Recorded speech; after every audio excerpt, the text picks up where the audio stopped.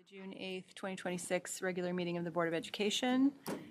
Please stand for the pledge. I pledge allegiance To the flag of the United States of America, and to the republic for which it stands, one nation, under God, indivisible, with liberty and justice for all. Roll call, please, Vicki. Ms. Buscemi? Here. Ms. Ferguson? Excused. Mr. Lewine? Delayed. Mr. Mayor? Here. Mr. Shutter? Here. Here. Ms. Hewer? Here. Stadler? Excused. Matt, would you please review the fire exits? Exits are in the back of the LGI. Can I have a motion to adjourn to executive session to review the employment history of a particular individual? So moved. Second. Comments or questions? All in favor? Aye. Aye. Opposed? Passes 6-0. Okay. Okay. We are going to resume the meeting with open to the public. Is there anyone in the audience that is here to make a public comment? Seeing none, we're going to move on to our workshops. Our first workshop, we're going to hear from our Digital Defenders Program. Welcome.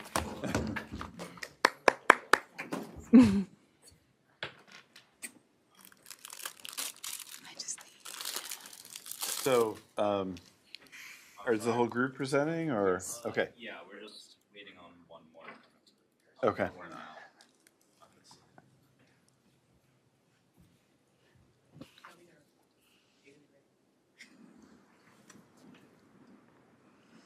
Do you want to start without the person?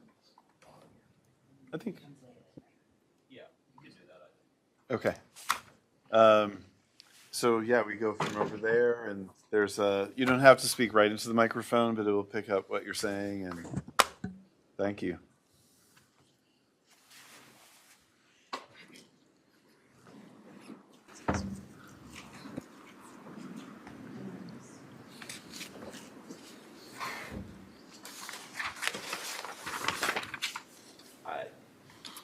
Do you want one of the guys to cover?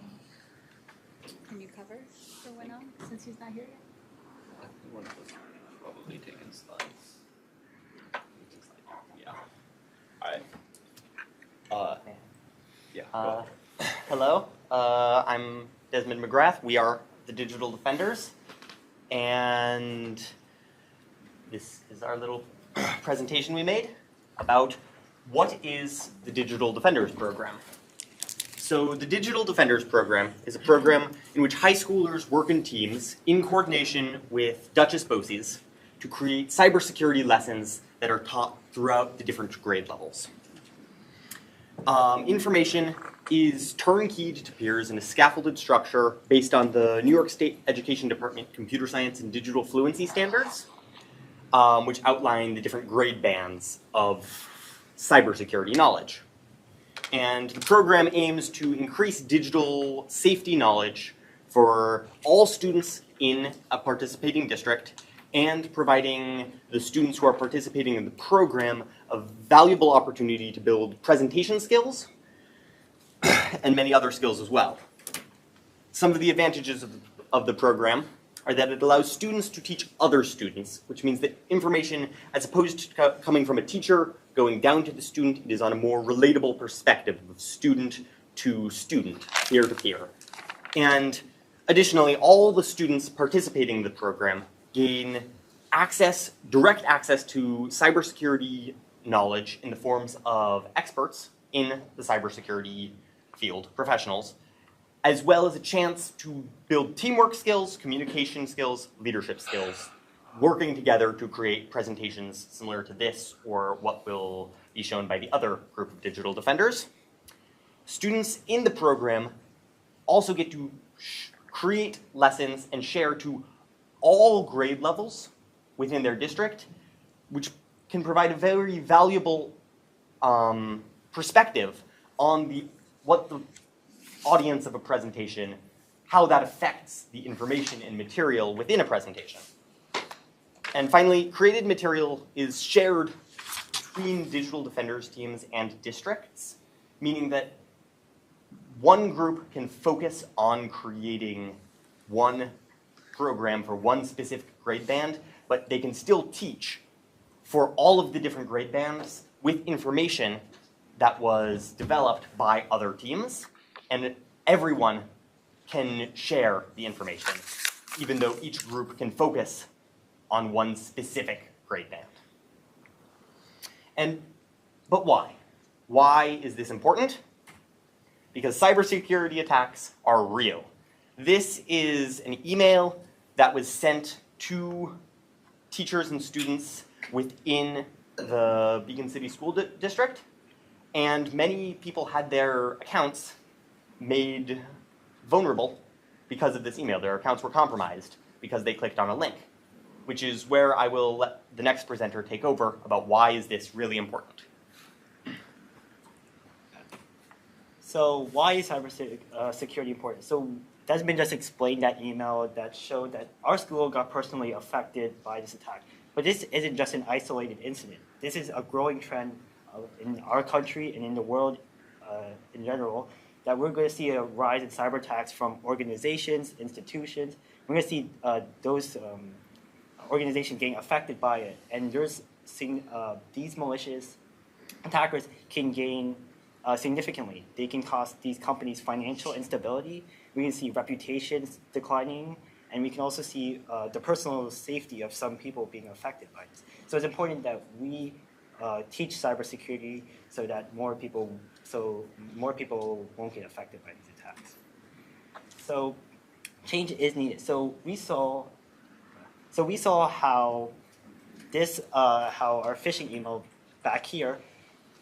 We saw how at least one of our staff members got affected by this, but it wasn't just one staff member. It was a bunch of students who gave up personal information because they weren't educated enough to know that this was a phishing link.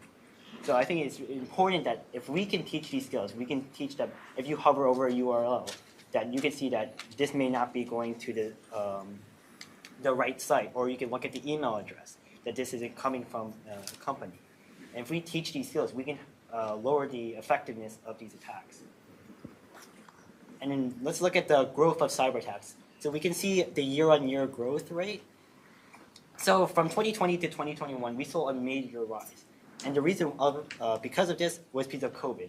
People no longer went back and forth between work. You had to stay at home and do maybe Zoom meetings, email each other, do text messages. So that increased our reliance on technology. But with so many people using the internet now, it presents a lot more targets for these malicious actors to turn people into victims. And we can see how it also just has a general increase over time. And this is affecting schools. As we see in this thing, 82% of K through 12 schools were affected by this. We're seeing a lot of people, you will use the emails or passwords from one account, from maybe the school account, and use it for other accounts. So if this school, if a student's password gets compromised, this could also lead to trickle-down effects for maybe they could lose maybe their banking account information if their password gets leaked and they use it, and they aren't taught that you shouldn't be using or reusing passwords. So cybersecurity education will help our future generations stay safe.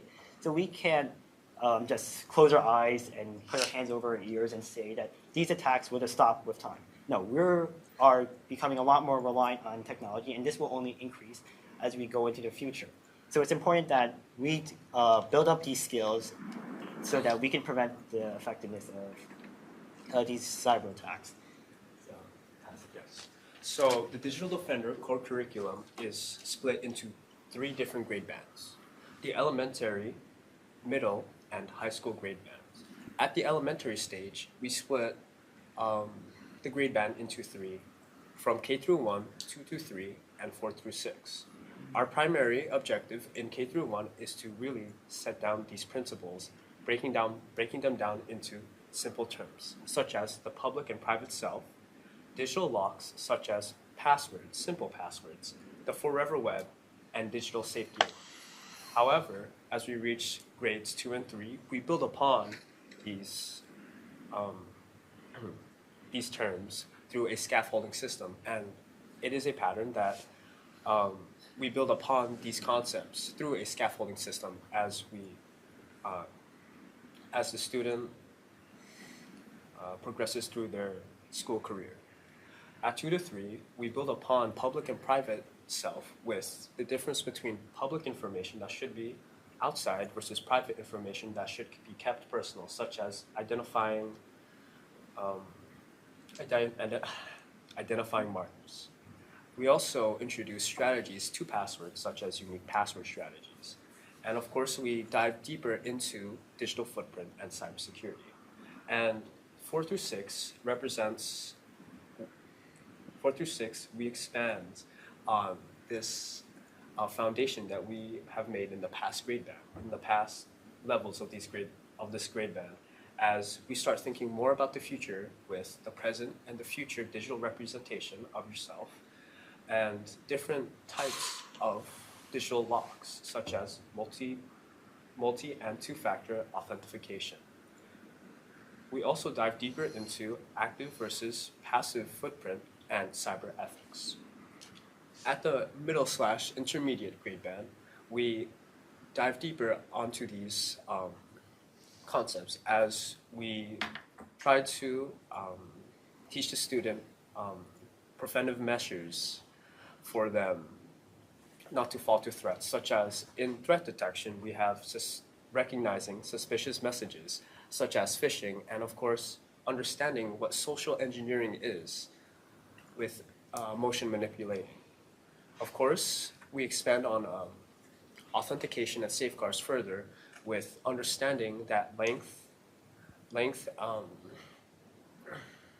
password length is better than complexity, and of course the physical security of our digital data.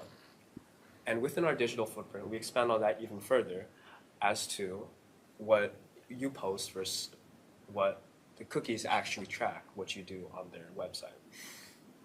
I don't know why. And of course, we introduce what is New York State Department of Education Law 2D, which protects the students' personal identifying information.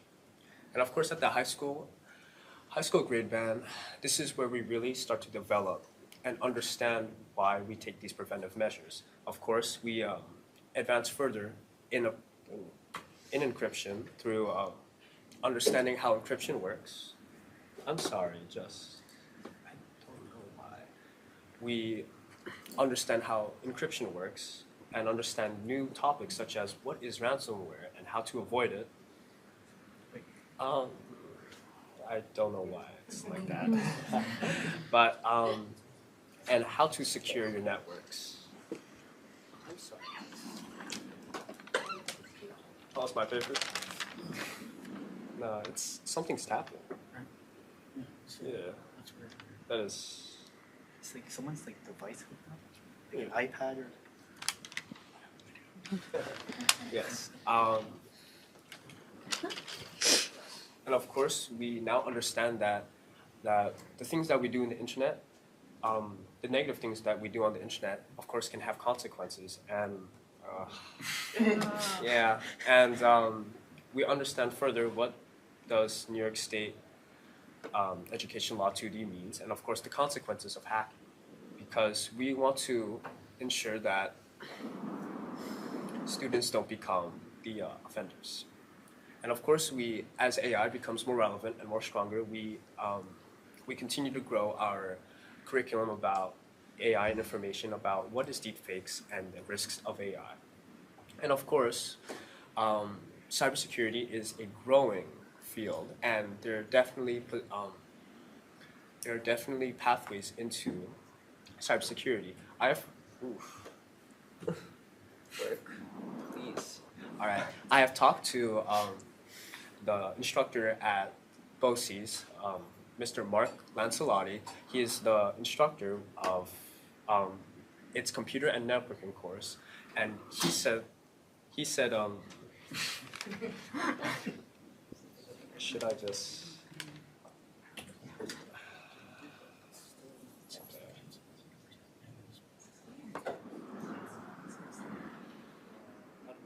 go back to presenting.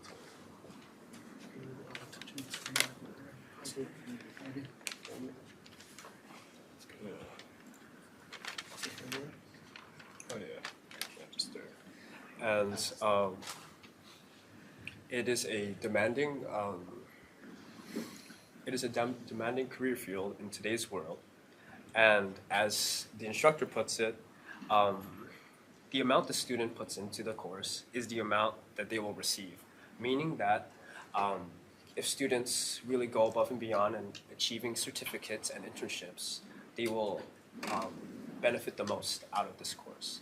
And it's lucrative for students who want to go directly into the workforce immediately after graduation. Its salaries range from $70K to $100K, which is pretty nice. But I've talked to the students, and I've seen the class sizes myself. This is a relatively new course within BOCES, and classes are not currently up to capacity. And I was very surprised to see that there are no participants from Beacon. And I hope with the expansion of the digital defenders that students will become more interested in cybersecurity, because it really is a growing and honestly never and it's never going away. And of course, students may participate in the digital defenders to contribute to its curriculum while being inside the computers and networking course. All right. So this is a New York State pilot program. So its implementation has been very limited. We've only done it in a few classes throughout a few districts. Our plan is to expand it throughout our district and start teaching lessons to middle schoolers and elementary schoolers. And by doing this, we can prove the effectiveness of the program and hopefully get it spread to more schools throughout the state. One of the biggest advantages of this program is that it's a very low cost of implementation. So because the students are creating pretty much all the curriculum themselves and doing the teaching, there's no need to buy curriculum or hire teachers or presenters to teach these lessons. Also, it's not like we have to create an entire new class. It's going to be done on the time of other classes. So all that's really required is a few days marked out of the year for our members to come in and teach these lessons to students. Also, new cybersecurity interest generated by this program is going to hopefully perpetuate new membership in the program so that it's never going to be at a loss for people who are interested in cybersecurity.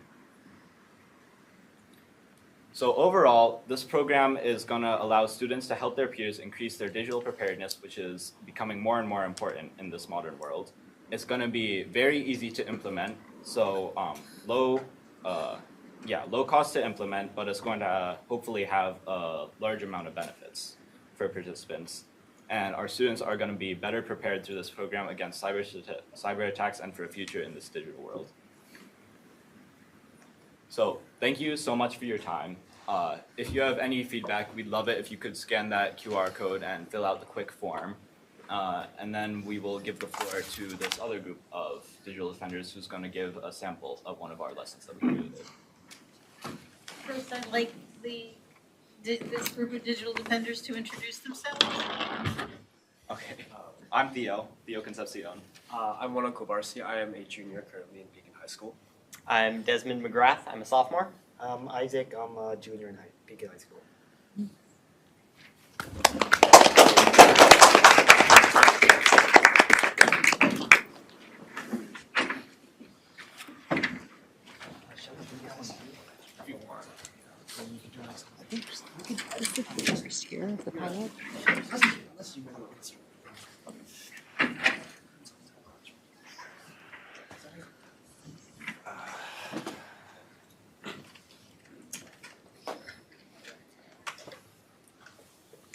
So we are the digital defenders, and we are in charge of the grade band 9 to 12. Our lesson is titled The Dangers of Information. So first, I'd like to introduce ourselves. My name is Ryan. I'm Amelia, and I'm Abdul. And first, we provide the students with an interactive to grab their attention. This is interactive, trying to The fake bar loads in later, but basically it gets the students to try to guess which image is real or fake, and then later on we show which one is fake. So the major idea that this is trying to show is that AI is very hard to distinguish from regular photos, as the left and right are virtually indistinguishable by the human eye. And this is also something we have after. If you read through the passage, you can see that it says that Socrates is the one that said this, but Socrates was not born in the age of technology, so he could not have said this. And let's get to Emilio. And off that previous slide, in these slideshows, especially in 9 through 12, we want to prioritize getting the audience engaged and making it fun, and not just that we're like speaking to them, but that we're like in a conversation with each other. And this particular slideshow, we mainly focused on the different types of information, such as information, misinformation, and disinformation. And then this, we also explained how they can identify if the information that they're reading or they're looking at is accurate, or if it's malicious, or if it's neutral. And then we give them another interactive type of thing where we ask them to identify which type of information this is. And this is mainly just to make sure they're retaining the stuff we're teaching them as we're going through the lesson. We also are expressing different appeals that they might see in media, such as pathos, logos, and ethos, which are also taught regularly in their English classes. And then everyone loves a Kahoot, and so that's why we included it, because it's a good way to get people thinking and not just like sitting there and just zoning out. All right. We then go on to talk about how AI has been a large part of causing misinformation on the internet, as can be seen in the graph shown. Over time, as technology has improved and AI has gotten better, it's been used a lot to cause more misinformation and create like a large number of information that is not necessarily really true. We then go on to show some examples of AI being used, showing some misinformation. As you can see in one of the examples over here, somebody asks an AI to how to prevent cheese from sliding off a pizza, and it recommends Elmer's glue, which is not very healthy. And then we go on to talk about some of these where it says a California teen dies of overdose after months of seeking drug advice from ChatGPT. So it's very dangerous to just follow the information that you get from AI, as it's not always true and it might cause harm to you. And then this is on the slide, we asked them some questions about their opinions and what they thought about the presentation and how they would rate it on the scale of 1 to 10. And that is the end of the slide. Any questions? I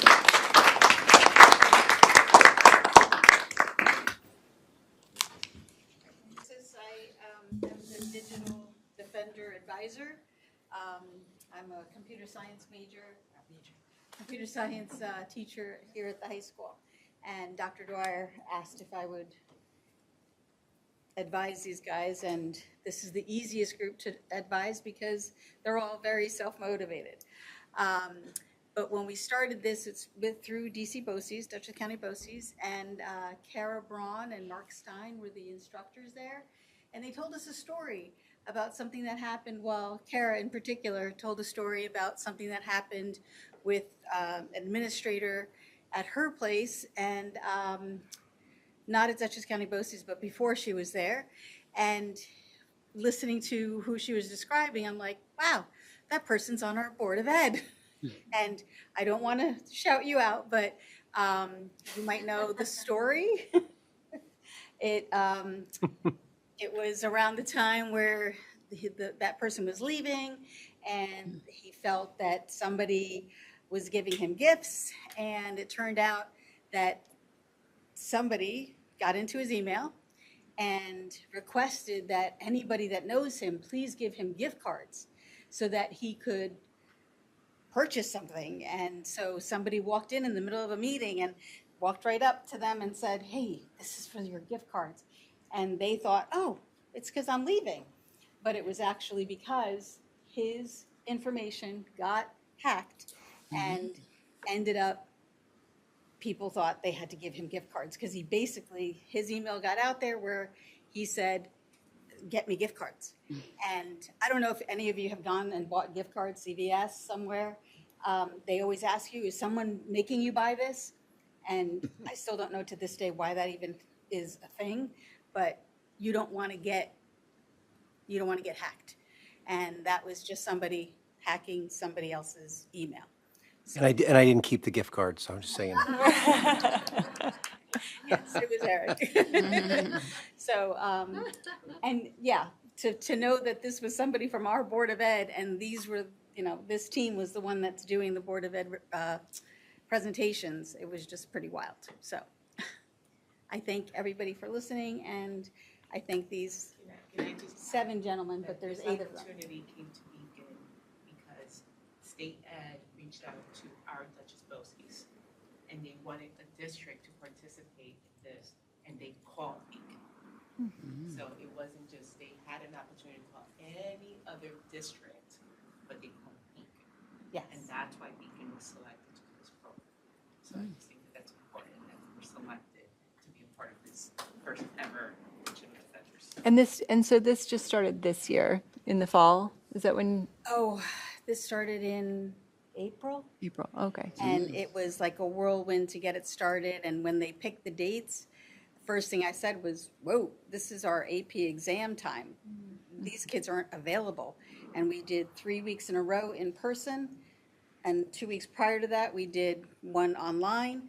And then we just did our recap last Thursday. So we tried to get into a Board of Ed meeting in May, but you guys are busy. Budget stuff. You got a lot of stuff. So so we are actually, the group is actually going up to Dutchess County BOCES for their Board of Ed meeting on Wednesday. So they're in high demand. And they got asked to go to the New York State Board of Education, NYSSBA. New York School Boards Association. And that's in July. So we're taking a trip up to Albany in July. So, yay. That's great. And so will it continue in the fall then? Is Yes, that, yes. And I had the 9th through 12th graders group present to my computer science group. They're 9th through 12th graders. And a couple of 9th graders in there was like, could we be digital defenders? And I just thought, oh, wow, that's really cute. So actually at our meeting on Thursday, they were talking about how, wait till we get that next group, and I thought, oh no, they're done. They have T-shirts. They this is their thing, but this is the pilot group. And they did say that they would want to have them as mentors. So they're 11th and 10th graders now. So they have another year that they could be mentors. So this is a pilot program. Arlington sent 2 students, and CTI had like 9. I'm sorry? Oh, their entire, their whole group that Beacon doesn't have anyone going to, because they want to take their computer science classes from me. But so it was a huge opportunity, and like you said, we got asked to do this. Dr. Dwyer asked me for 3-4 names, and wow, I just said, I know that these guys want to do it. So they're a great group of kids. Very, like I said, very self-motivated. So I cheer you all on. You did a great job. Both groups did a great job presenting. This is incredibly important work, and you rightfully pointed out we have issues with this in the district, as they are everywhere. And as someone who I feel like half the phishing scams are people pretending to be me, I thank you, because those are, a lot of people are still clicking. No, we've reduced the clicks, but this work you're doing is really, really important. And I think the stuff around AI that you're doing and the disinformation on the internet, like that's really, really important. to be talking about. And I think what we've seen is students really listen to other students a lot more than sometimes they listen to us. And so I think that's a really powerful part of this. I would have imagined the lessons at the middle school level have gone really well and or will go really well. So thank you. This was great. I really appreciate it. Thank you so much.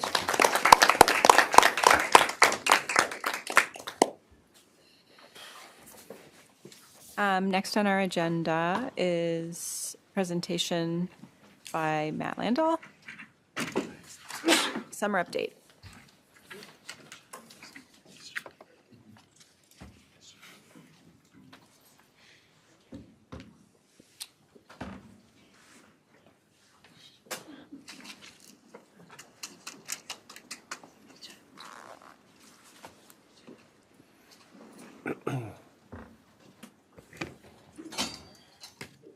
I just wanted to do some kind of quick, not all related updates with the board. And I'm kind of glad my digital defenders are leaving because my slides are not anywhere as cool as their slides, and I don't want to feel their judgment. But before I do, just quick superintendent updates. We can switch that part or skip that part in the agenda.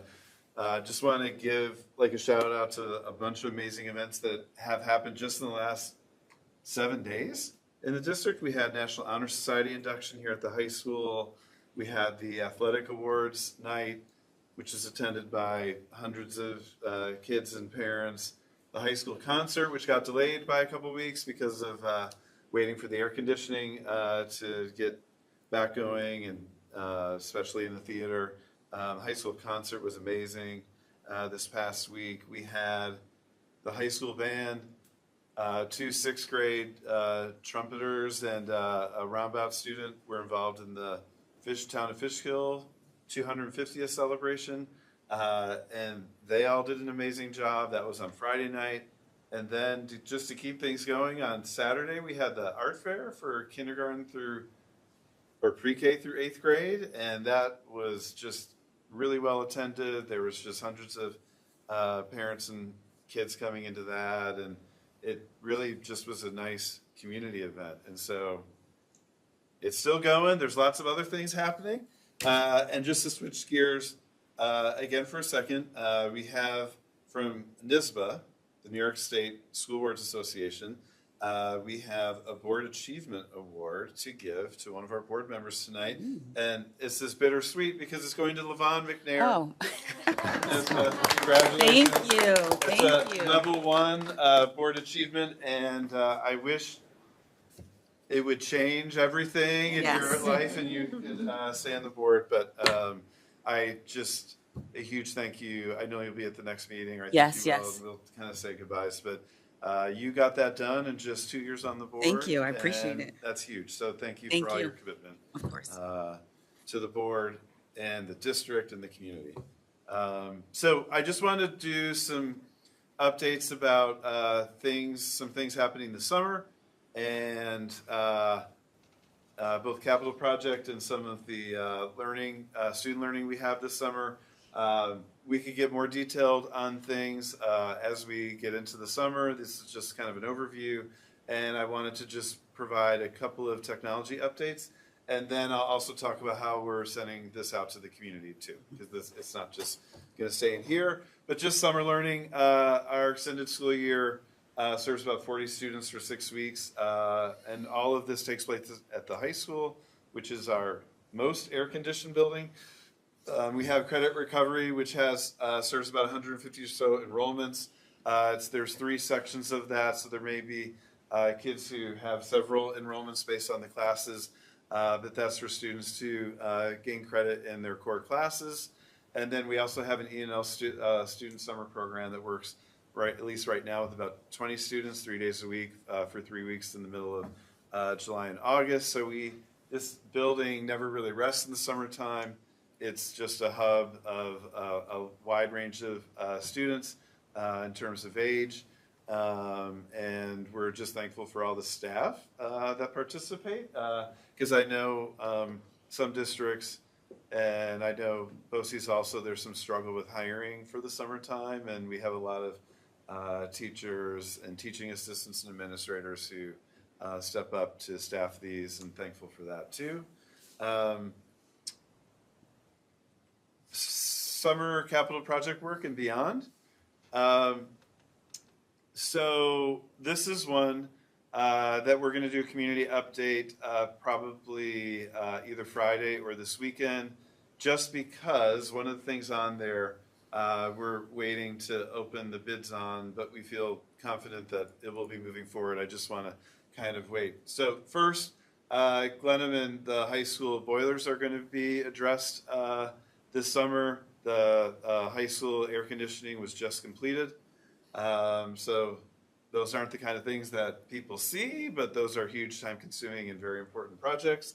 Our work with the softball field, baseball field, and tennis courts will begin this summer. We will be opening those bids on Thursday, but there's been a lot of interest in doing that work, but we will confirm all that with the board and the public once we open those. We will be talking with the contractors.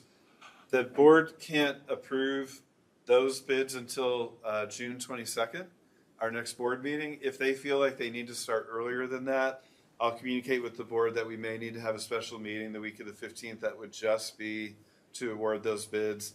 I think the contractors feel like they probably don't need that, but I'll be back in touch. I'll know that by Thursday afternoon. Quickly, the softball and baseball field, the improvements there are going to be with turf infields and some improvements to the outfields of both of the fields with drainage and reworking the soil condition, also leveling things off because it's not all flat. There's little, swales and little hills, and so there's going to be some smoothing out. And the tennis courts will be resurfaced. With the tennis courts, we also are going to be finding out what's underneath the tennis courts, and that this side of Beacon is a little bit of an adventure with the water table. So we'll know the full extent of what we have to do there once they're able to drill in. The board will be awarding this tonight. The theater, we have a contractor to do the theater work. A large bulk of the work is going to be about completely redoing the lighting and creating like a different lighting infrastructure for the theater, which we can then build on as we go forward. It's really exciting. It will be with LED lights and some ways that they can control the lights through screens, touch screens. And so we're really excited to be moving forward with that. It's a big project. It'll start this summer. It has to be done at some point this fall because we have some shows this fall that is starting. We're also going to be doing fire alarm and PA system overhauls in our buildings. So one big change from what I've been talking about, we redid the Glenham entryway last year. We were going to redo the entryways in the 5 other buildings. We are delaying that to summer of 2027. Main reason why is we could not get assurances from the contractors that bid on it that it would be done by Labor Day. Obviously, we need it done to start school. The big issue here is what they call in the building world the storefront materials that they would need to build. That they would need for some of these entryways are undergoing huge delays in the materials world, like 10, 15 weeks, like that kind of stuff, or even worse. So what we're going to do with entryways is we're going to rebid it in the fall, award the bid in the late fall or early winter, and then just give those contractors like at least 6 months to order the necessary materials. So that is going to be a delay. AC, we're starting with the air conditioning work in South Avenue and Sargent. We did not accept that bid either for a couple different reasons, but the main one being delays with especially getting the electric switch that we need because of the increased amount of electricity to the buildings. So we're going to rebid those in the fall, this fall of 2026, with the work to be completed. It takes about a year for this air conditioning work, and that would be done by the fall of 2027. That air conditioning work, just to remind folks, is cooling centers in the elementary school, so cooling for the cafeteria and gyms. But we've also been working on adding room air conditioning, not individual units, but central air conditioning at South and Sargent. The plan right now, of course, this is subject to this bid process this fall and costs, but the plan would be to add the upstairs rooms to a central air system and maybe even some additional rooms as well. We're going to be meeting with the Capital Project and Facilities Committee. We'll be meeting this summer. We want to get the rest of the timeline out to the public. Talking with the principals just today, I know there's a lot, especially we're heading into what looks like another increasingly hot week, that there's just a lot of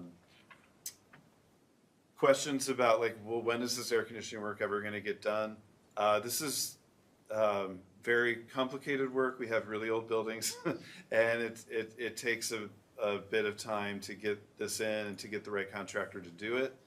That said, we're going to be meeting with the Board Facilities Committee and the Capital Project team to get the rest of the air conditioning timelined out. My hope is we can get the bulk of it, the bulk of the rest of it done by fall of 2028.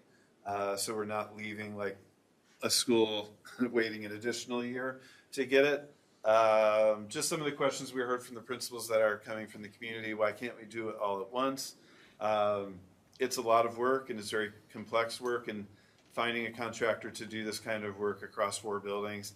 A lot of this work is done night shift, and then during the day, during the summertime, it's I don't want to say impossible, but close to impossible. So breaking it up into 2 schools at a time is the way to do it. We also will be down the line adding more air conditioning to Roundabout Middle School too. So with this, when we open the bids for the fields on Thursday afternoon.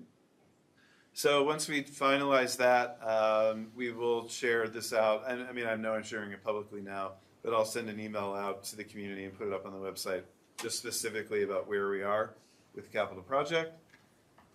And then lastly, I know these things aren't interconnected, but I wanted to follow up. We had the board request that we do a screen time review with our Chromebook usage across all of our students.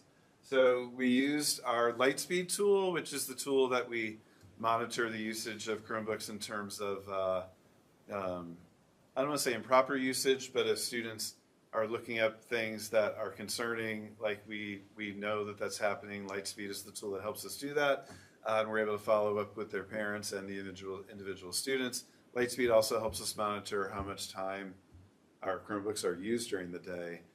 So we decided to take a wide swath of time. So we looked at a month this spring, and we just got the data and averaged it out. And so this is across all of our elementary schools in grades K1 and 2. Our students used Chromebook 15 minutes a day. In grades 3, 4, and 5 across all 4 of our elementary schools, students used a Chromebook 30 to 35 minutes a day. This is during the school day. Grades 6 through 12, it kind of varied a little bit, but the range was between 50 to 70 minutes a day. And just to remind folks, next year, K through 2, or it might be K through 3, I'll clarify that, but K through 2 for sure won't be assigned individual Chromebooks. They'll be kind of like checked out off a cart on a teacher's direction. So they will not be going home at those grades. They won't be going home in grades 3. Grades 4 and 5, they may go home for very specific activities, but they will not be going home on a daily basis. Just to go back in time a little bit, we blocked access to YouTube on the Chromebooks. Early last year, we have been blocking any sort of gaming site, and that's something that the technology team kind of looks into on a pretty daily basis, or every other day, just because kids are finding other ways around that. But because of that, obviously, the Chromebook usage at home is just really now for Google Classroom and school activities, which was the intent at the start. If we ever found ourselves in some sort of, God forbid, pandemic type reaction where we needed, kids at home with a Chromebook, we do have like the number of Chromebooks to deploy that. We just don't want to anymore be deploying individual Chromebooks to our youngest students. It just doesn't make sense just even from an administrative lens of the work that goes into that, it doesn't make sense for us to do that. So, and this is all going into communication that will go to all Beacon families by Wednesday or Thursday of this week. Because the next part of this, we want to form, this year we've had just a teacher and administrator only group that's been looking at AI policy. We want to expand this both in the scope of the group, but also the participants. There's a couple other districts in Dutchess County doing the same thing next year. But we want to form an educational technology committee that has teachers, parents, and students. I think we saw 7 or 8 students that we can ask at least a couple of them to be a part of that group next year, meet at times that work for the people who want to be a part of it, but we look at and discuss AI policy and also the different tools we use and possibly make recommendations to either administration, the board, or both as we work through stuff. Saggy and Vanessa DeFonce will be heading that committee. I'll be a part of it too. And if there's a lot of interest in it, we'll have kind of a very brief kind of application type process, just, because a group can't function if it's so big. But we're excited to launch that too. So also just to back up about the screen time part, also this is something we haven't talked about all year really, so for a few quick updates, the phone restriction policy statewide has been just a huge success. Our students have really adapted to it, and our staff has been amazing. Our administrators have been great at enforcing it. Our staff has been great at working with our students. We have had to collect phones from kids on a pretty frequent basis, but they get them back at the end of the day. It's not a big deal. All of our students kind of know that's the consequence, and it's just really worked.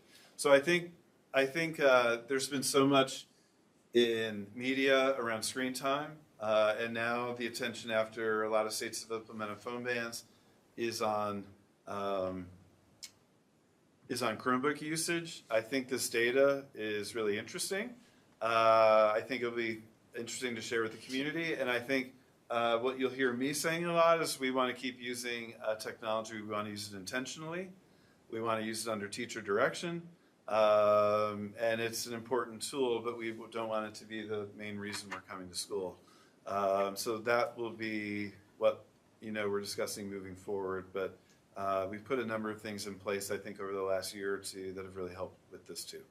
So I know those are all kind of not the most beautifully interconnected updates, but I wanted to get those out just because I wanted to start sharing this information with the community too later in the week. And that's all I have. Any questions? That's impressive screen time data. I'm glad to know that. Anybody have any questions? Nope. I'm up against the Knicks game. Let's get to it.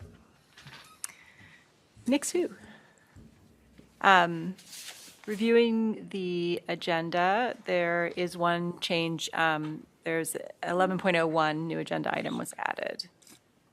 You already did your superintendent. You're done, Matt? Nothing else to say? Okay. Board comments. Catherine.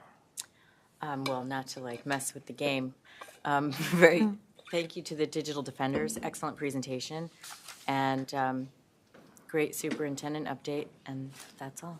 Okay, thank you. Chris. No comment, thank. LaVon. Yes, excellent presentation by the Digital Defenders. I'd also like to see them do something for the community. I think it would help the older generation, get informed about, AI and whatnot. And also thank you for the Board Achievement Award. I was very shocked. I looked at Meredith because I thought it was going to her. But I didn't do anything. I appreciate that, and thank you. Thank you. Eric. I just wanted to, just in regards to the work that the Facilities Committee has done with Matt and the crew, I think it's important that, we're a district here that, we kind of prioritize certain things, but in this capital plan, we're going to increase safety, we're going to work on our HVAC and our AC units and field and theater improvements, and I think it's important that the community know that we're always kind of trying to stay ahead of the curve. AC is something that I know a lot of districts are struggling with, but hopefully within 3 years or so, we could be in a really good shape. And I think it's a really good thing, and I'm very proud of the community for staying with us during that capital plan, and hopefully within the next couple of years, all these things will come to fruition. That's all for me. Thank you. I want to welcome Caitlin to the board. Caitlin, do you have any? No comments. I just want to say hello, and I'm eager to serve and grateful to be back home in my community and where I went to high school. And just to piggyback you, the Digital Defenders presentation was really good. It might be something that if they did get into the community could tie into the Civic Seal. Thank you. Also, that is a great idea. I think it would be amazing if they could do some sort of workshop with the public. That would be super great. I wanted to mention, we had a policy committee meeting on the agenda tonight. You'll see we are removing, or we're asking you to vote on removing the free and reduced meal policy. It didn't make sense, and it felt not optimistic to keep it. You know, hopefully that's a conversation of the past, and we can just depend on free meals for all. There are 7 first read policies, 9 on for a second read. I would like to pull 11.09, which is the reorg policy, and delete one sentence that we forgot to delete. And a reminder to everyone to do your superintendent eval. Doesn't take long. So, moving on to the consent agenda. The use of the consent agenda permits the Board of Education to make more efficient use of its time by adopting a single motion to cover those relatively routine matters which are included. Any member of the board who wishes to discuss individually a particular piece of business on the consent agenda may so indicate, and that item will be considered and voted on separately, thus preserving the right of all board members to be heard on any issue. Are there any items that anyone would like to pull? Yeah, I have one, 12.10 J11. Okay. Any others? I'm going to pull 11.09 so we can amend that. So can I have a motion to approve 11.01 through 15.16, less 12.10 J11 and 11.09? So moved. Second. Second by Chris. Comments or questions? Excited to see the Beacon Teachers Association contract on the agenda. All in favor? Aye. Aye. Opposed? I'm also in favor. Well, just while you mentioned that, I just wanted to maybe embarrass them, but I just wanted to thank Christina Dahl and Leslie Tompkins, President and Vice President of the Beacon Teachers Association. We spent a lot of time on the process. I think it was a good back and forth. And I'm just appreciative of all the time you put into all of that, because I know it's time consuming. And I think we had a good result. So I just wanted to thank you. Thank you. So passes 6-0. And can I have a motion to approve 12.10 J11? So moved. Levon, is there a second? Second. Chris, comments or questions? All in favor? Aye. Aye. Opposed? Abstain. Abstention? Abstain. So passes 5-0. And then can I have a motion to approve 11.09? So moved. Levon, is there a second? Second. Catherine? Sorry. We're not approving it. Can I have a motion to amend 11.09? So moved. Thank you. So, all in favor? Aye. Aye. Sorry, I'm rusty. I'm also in favor, passes 6-0. The line that I want to pull is, Chris, do you know where it is? I meant to mark it. It's right at the bottom. Flora has a comment on it. The board will also review. Beep, boop. Okay, so I would like to delete, the board will also review building level student attendance data as required under Commissioner Regulations, Section 104.1, and if the data shows a decline in attendance rates, shall review its policy on attendance. That said, I would love to create a data calendar so that we Well, kind of know. our attendance policy says we should be sharing attendance Yeah. data with the board. So Reorg meeting I is think just we not the place just, to do it. at reorg is just an unnatural time for us because we've just ended the school year. I agree. So it's just, I think we would do that at the very next meeting, Oh, great. you know, in the Okay. summer. Okay. Like I think it's July 30th probably, or one of the ones in the summer. But we want to have all that data, and I agree on a data calendar. I think that's one of the things we could talk about at the board retreat on the July 13th. So it's just the reorg. It's not. Exactly. It's just not usually the, not a discussion meeting either. I agree. It just felt like a weird Yeah. place to have it. Or the attention in reorg is about committees and electing officers and and we don't not televise, but we don't record, Right. so, Yeah. anyway. Okay. So, so that is the sentence I am suggesting we delete. Are there any comments or questions aside from that? Okay. So can I have a vote on approving that amendment? So moved. Second. Okay. And all in favor? Aye. Aye. Opposed? I'm also in favor, passes 6-0. Can I have a motion to approve 11.09 as amended? So moved. Levon, Second. second by Catherine. Comments or questions? All in favor? Aye. Aye. I'm also in favor, passes 6-0. Can I have a motion to adjourn the meeting? So moved. Second. Thank you. All in favor?